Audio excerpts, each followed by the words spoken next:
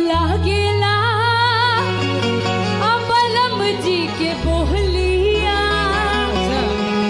जब से ले आइल। आज हम बात करत ही अक्षरा सिंह के बारे में। तो भाई बिहार के शेरनी जी के कहल जाला, ओकर नाम अक्षरा सिंह। ये मेरा दिली सवाल है आप लोगों से, जब इतनी मोहब्बत करते हो तो दूसरे का नाम लेके काहे के लिए वक्त जाया करते हो? ये तो फैक्ट है कि आप सभी मेरे दीवाने हो, और जिनका नाम लेते हो वो तो और बड़े दीवाने हैं। तो अक्षरा सिंह के बारे में कुछ हम तक कहती, थोड़ा सा उनका गाना सुन लो तो बढ़िया सुन लगा।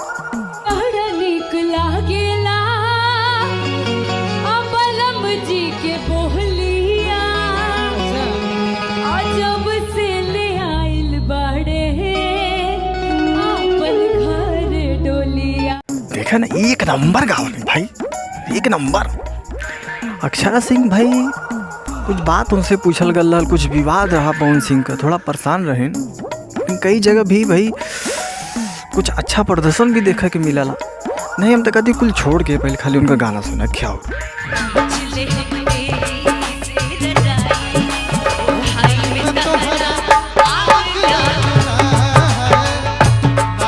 देखा ना भाई, अक्षरा सिंह का गाना एक नंबर का होला।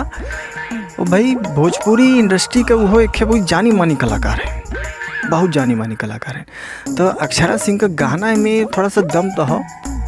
अब के सिखाए हो, पवन सिंह सिखाए, के सिखा हो के ना मालूम, लेकिन दम हो के गाना। एक क्या सुनाम तक आते यही बात पे।